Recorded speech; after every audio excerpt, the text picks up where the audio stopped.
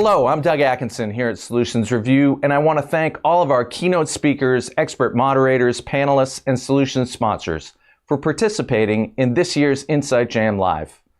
This has been a big year with the launch of the InsightJam.com community site and the amazing growth of the Insight Jam YouTube channel, which now has over 500,000 subscribers.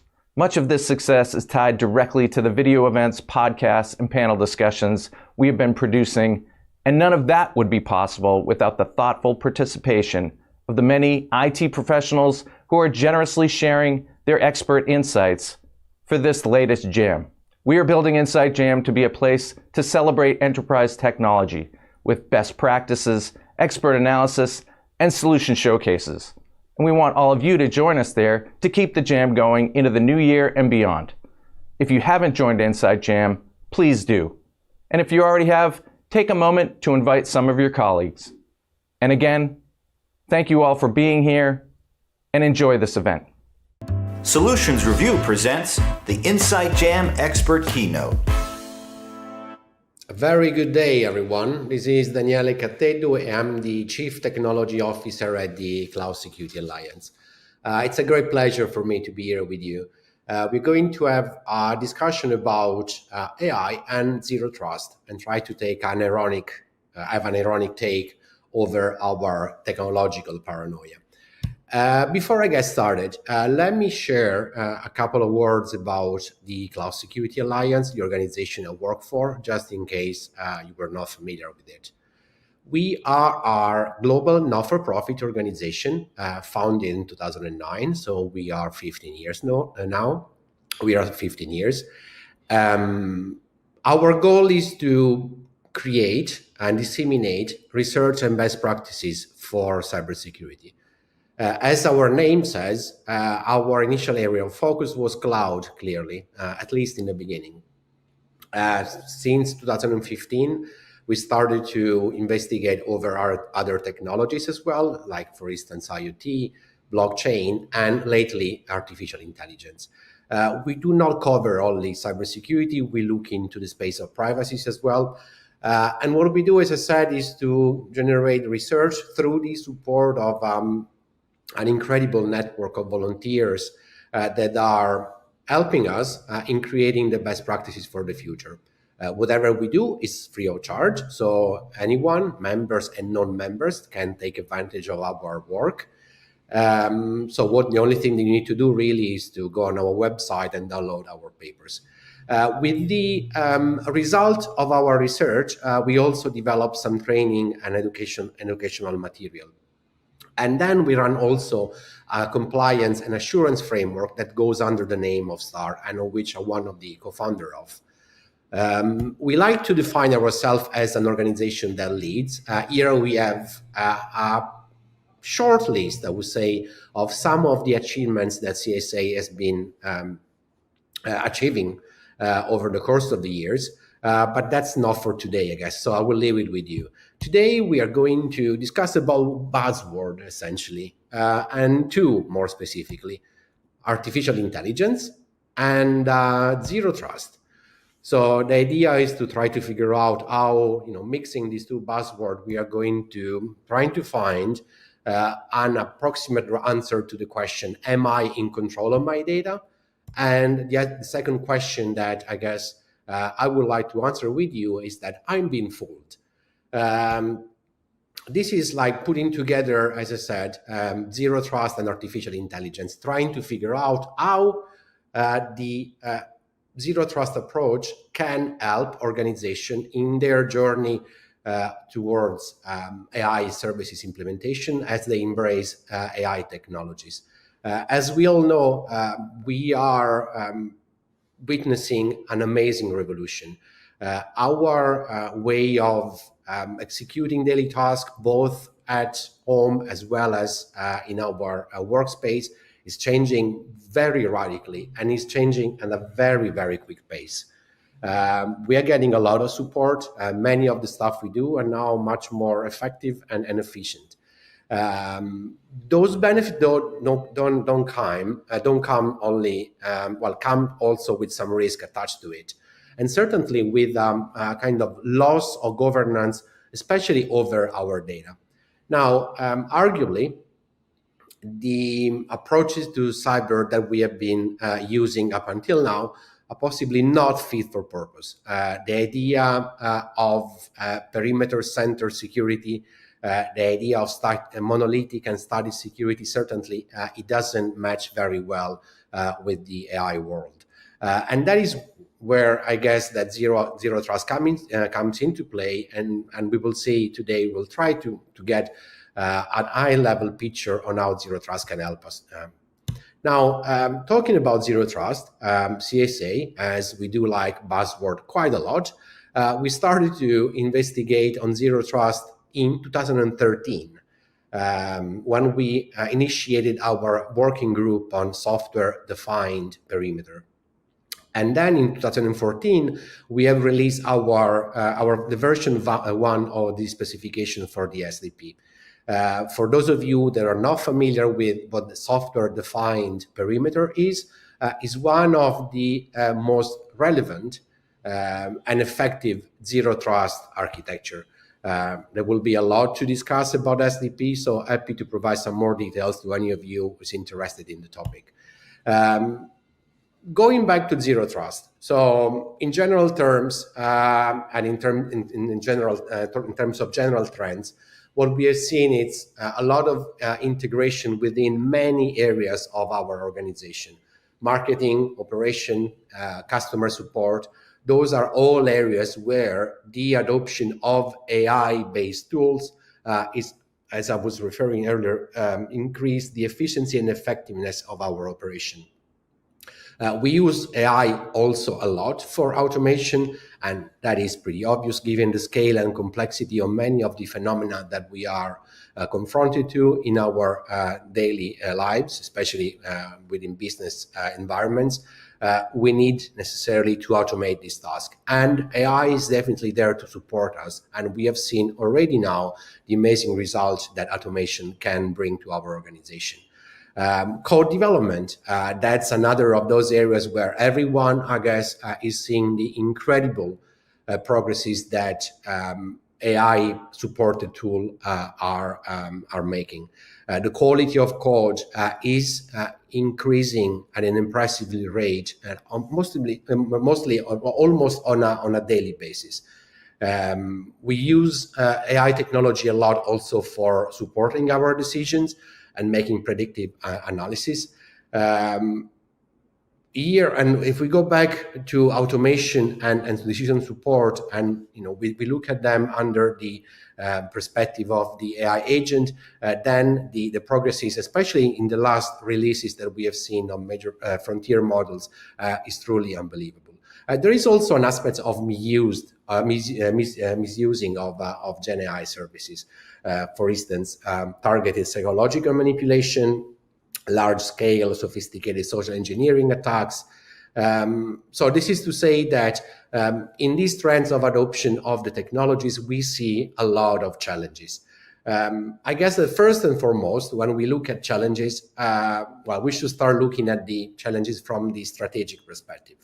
And here we see definitely a lack of clear and comprehensive strategies for AI adoption.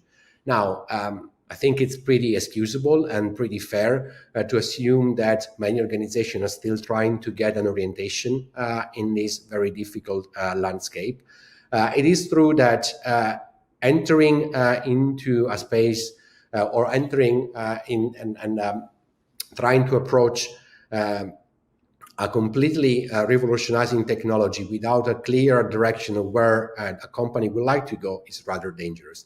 Now, this lack of strategy is also reflected in the lack of policies. Policies, they need to follow the clear recommendation and clear rules, and perhaps many organizations are still missing those rules, and therefore the policies that are going to be attached to it. And that, as a cascade, that generates a lot of issues with data governance. One of the main problem that we see CISO suffering with is certainly the one of, as we were mentioning earlier, how am I really in control of my data? Am I able to govern the data of any kind within my organization? Another aspect that is creating and will keep on creating headaches and challenges to CISO and any other member within the organization is also the dependencies from third-party AI services.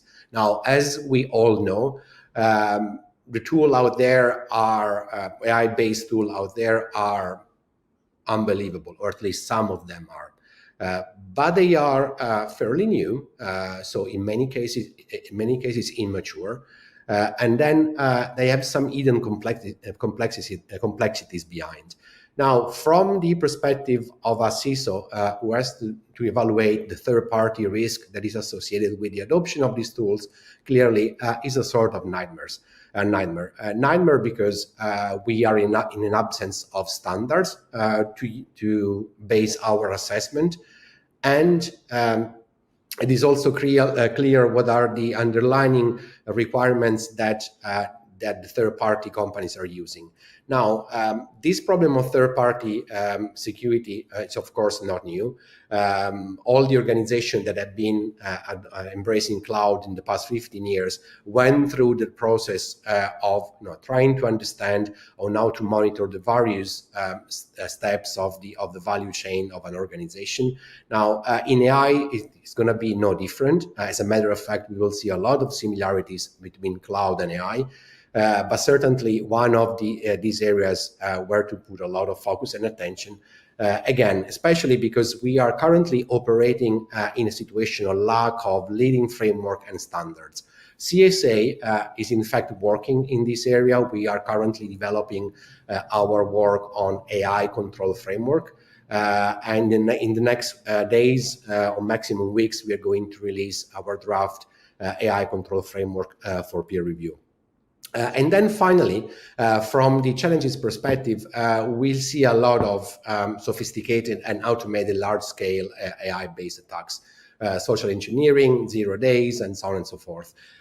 Nothing new compared to a few years back, except to a scale and a level of sophistication that is completely unprecedented. Now, when it comes to GenAI, of course, GenAI brings a lot of benefits to security. This is not, though, the topic for today's discussion.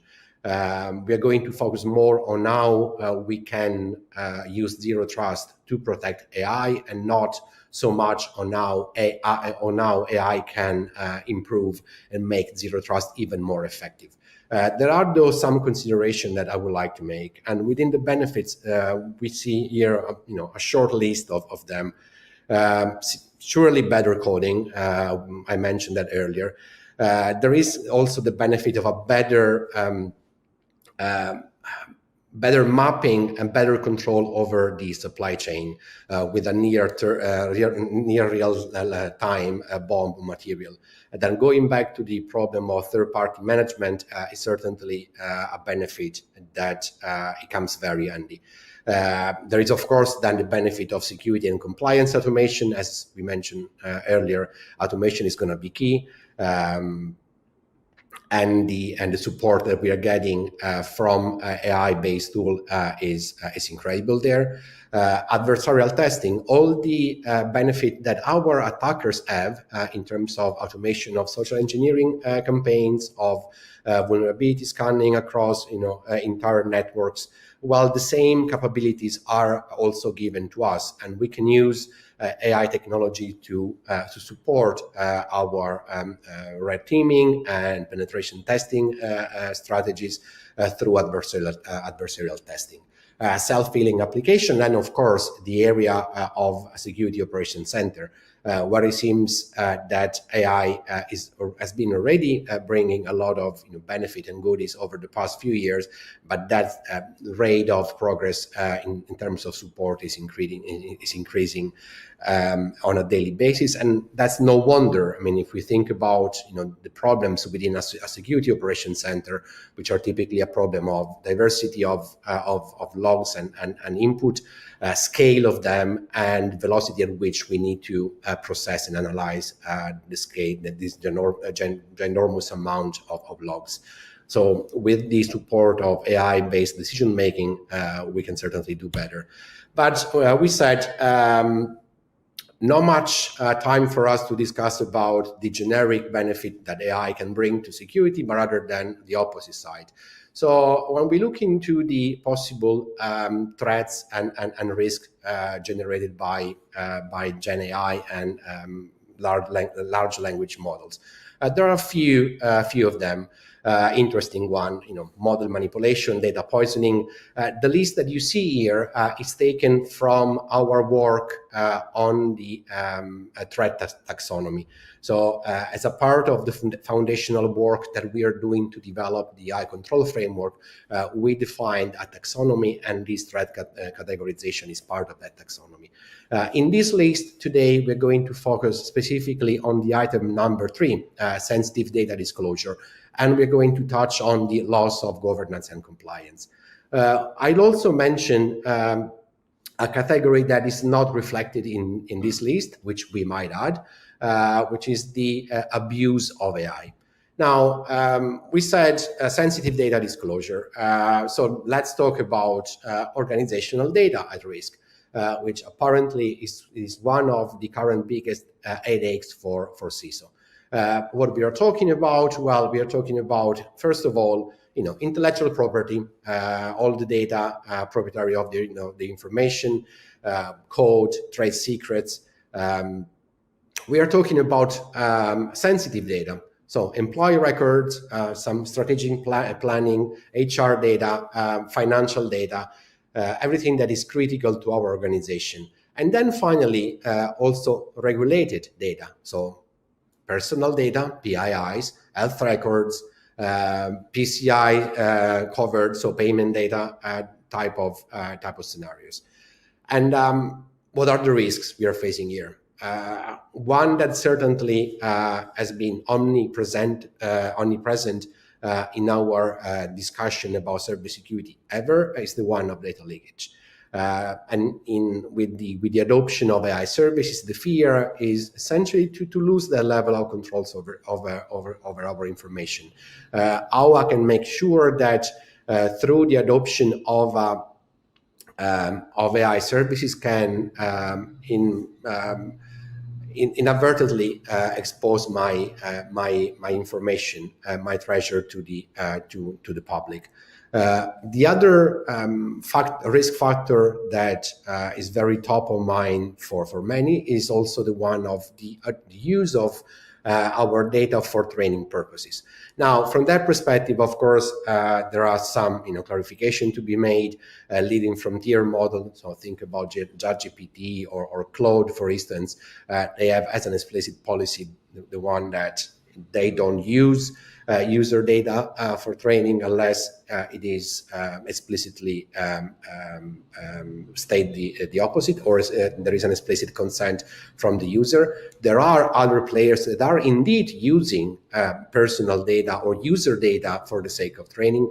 So there is a lot of attention to be paid in the level of distinction between the various services that we are using. And then there are other risks, like for instance the control over loss of controls over agentic AI.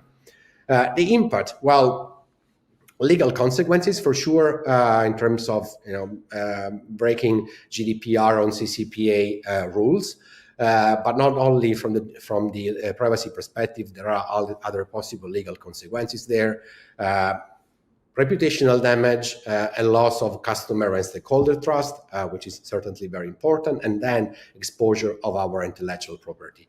The other big areas that I wanted to kind of touch upon a bit more in detail today is the one of abuse of AI, because even in this case, it feels as if new strategy and technology can help us with that. When we talk about advanced social engineering attacks and how they are brought to us by AI, we are looking at what? Well, phishing campaigns, hyper-personalized phishing campaigns. What everyone has been noticing is the increased quality of the various phishing emails that we get. They are, first of all, done with a scale and a velocity that is beyond imagination. But what is more importantly is they are culturally precise. They are in the language that we speak, and they are, above all, context specific. So they make it particularly insidious and difficult to spot, especially if we are not paying the right level of attention.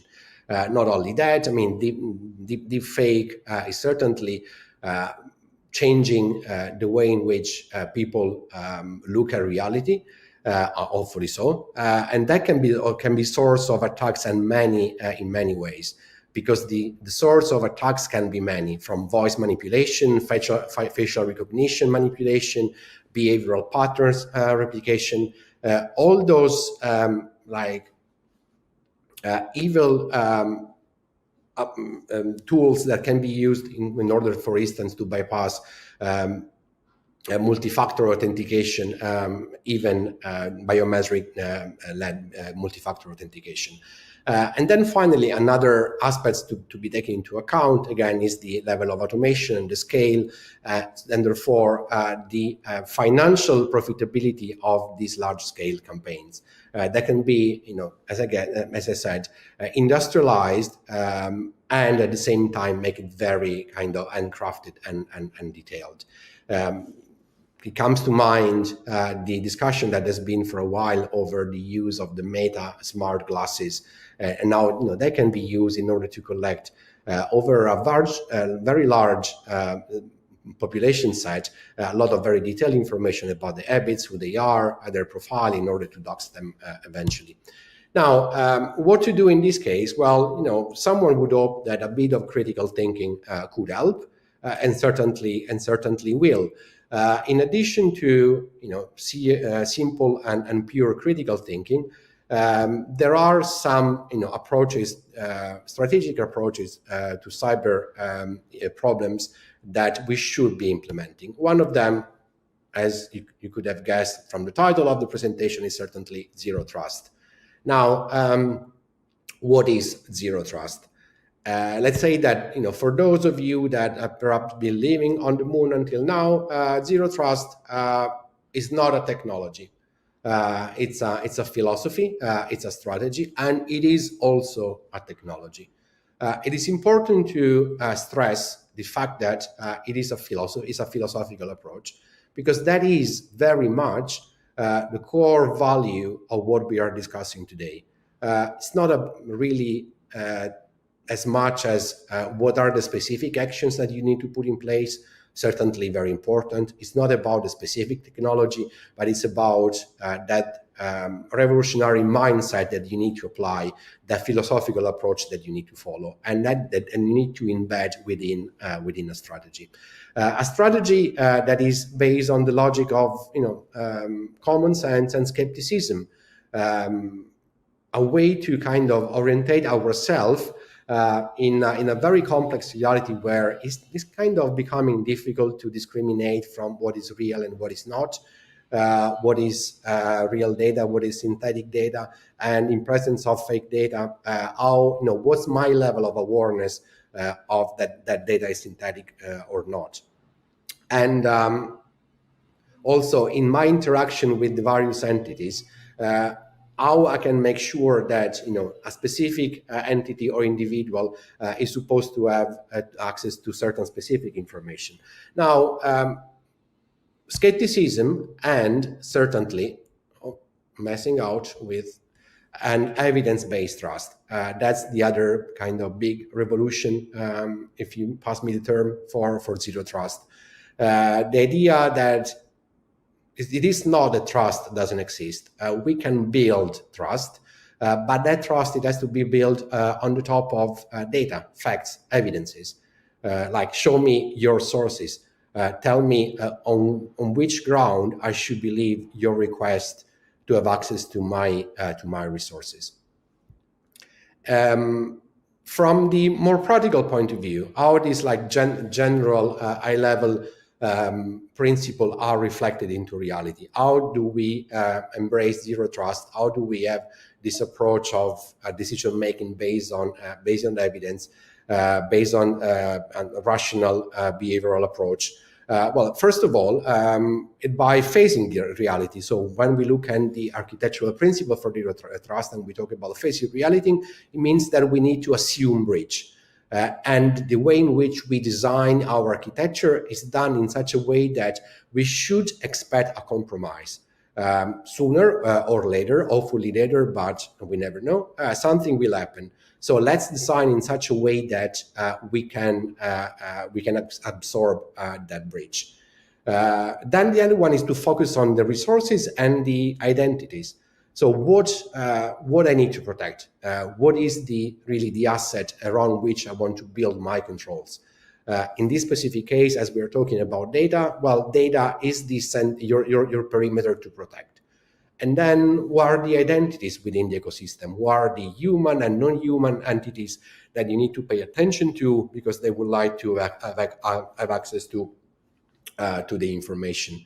And then the rest of it is really much about the old school basic foundational security principle: need to know and least privilege, as in everyone will need to have access to information only limited to the contents in which he operates, and limited to the need to know for his specific role and time of and moment in time.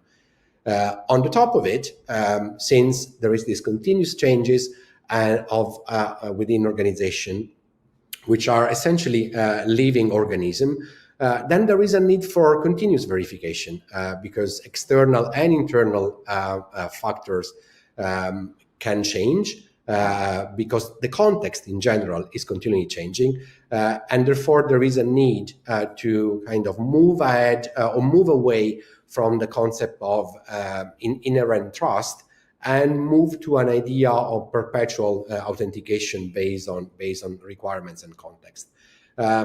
In terms of implementation strategy, what that means? Well, it means multi-layer authentication, and especially the need of having some specific just-in-time, limited in time authentication to some specific resources. It means micro-segmentation, isolation of the various protect surface and asset in a way that the security of each one of them can be handled in a much simpler way, limiting clearly here is the idea, the possible lateral movement from whoever could have breached our organization. Behavioral monitoring and real-time risk assessment. Now, the point of real-time risk assessment, it is crucial because the overall concept of zero trust, based on the idea of access based on context, and changing context and a changing associated risk within that context, understanding and measuring risk, it is crucial. Now, this is possibly one of the hardest steps for organization to embrace, because despite the fact risk assessment and risk analysis are within the ABC of cybersecurity, those are typically activities that are where no one paid the sufficient level of attention, and certainly it is not in our habit to perform risk assessment on a pretty much continuous basis. And then based on the result of the risk assessment, so informed decision of the evolving level of risks, then we need to create adaptive security protocols. Protocols that are changing depending on the level of risk that is evolving, and depending on how the threats are evolving within over time. In terms of some practical application of zero trust, so certainly there is a need for implementation of context-based after control. We touched on that. This is a key point for ensuring that only person with the need to know are having access to information, both in a way so to be able to protect them in outgoing and ingoing fashion. We need to employ training our employees, crucial, and they need to be trained both on the risk of AI and also on the benefit of zero trust. And now, by applying zero trust principle, we can counter better AI risks. Monitoring, flagging of anomalies, implementing and enforcing DLP solution, another key area, especially, again, if we talk about being in control of the data and avoiding that sensitive data can be, for instance, mistakenly used for training of internal RAGs or for training of public chatbots. And then finally, cryptographic signing for secure communication. Generally speaking, there are some, let's say, few zero trust recommendation that I would like to provide you today. The very, let's say, basics of it. The first one is certainly know yourself. So asset classification, identification of the protect surface, which is in essence the first step when we think about the implementation of a solid 5-step zero trust approach. Knowing yourself by classifying your asset, identifying what's the priority, so what is your protect surface, identifying the identities and the transaction flows. So what is the map of the human and non-human identities that need to have access to the information, and now through which transaction flows they get to the asset. And then a comprehensive risk evaluation and the setting on the rules that are going to inform our monitoring. The second point is the reminder of the mindset. Zero trust, again, is most than anything a different approach to the protection of our asset. So in order for that to work, there is a need to embrace that mindset, not just from the employees, but also from the leadership. And I would argue initially from the leadership and then eventually from our employees. The third recommendation, the Romans used to say, divide et impera, divide and conquer. I would add, divide and conquer, shifting left. The zero trust application and zero trust implementation can and should start from our DevOps. Given the level of complexity of our architecture, think about containerized applications, for instance. The idea of embedding the logic of zero trust in that very early stages of our value chain, it becomes fundamental. We need to be very cognizant of the fact that context is everything. So context-based access control and multi-factor authentication. But that context in which we operate, it changes continuously. So it becomes absolutely paramount to have that level of continuous monitoring that is going to sustain our activities. Now, we all know that monitoring and continuous monitoring especially is expensive and requires competencies. So the recommendation here that depending on the level of resources that you have, try to do your best, but you need to have some measure in place to govern and monitor what's going on. And then finally, the last one is, oh my God, accountability. So you need to keep track and collect evidence. We are talking about evidence-based trust. So the very foundation of what we discuss here is data. It's reliable data that need to be collected and kept secure, and then audited, hopefully, on a continuous fashion. Given these few general zero trust recommendations, let's also give some AI more specific ones. When we talk about, we mentioned before the idea of knowing yourself. So as a part of this process, certainly, it is important to have a discovery and understanding of the so-called shadow AI services. Like back in the days, we had shadow IT and then shadow cloud. With AI, it could be the same. And again, we mentioned governance, we mentioned policy, and a policy is important, but also the enforcement of it and the understanding of what is outside the scope of our policy. We mentioned on the importance of risk assessment, And here there is a specific call out on the risk, the evaluation of the risk connected to the adoption of AI agents. Something that is going to be important here, and is a bit of, at the crossroad between risk evaluation and governance, it's the determination of the responsibilities between the model, the cloud service provider, and the AI service the AI service provider. Who is doing what? What's the distribution of the responsibilities here, and to whom we should assign the liability for what we do. Talking about that, certainly governance, we need to designate a dedicated corporate governance for AI. That seemed to be a necessary step towards a more a logical approach and more solid approach to AI.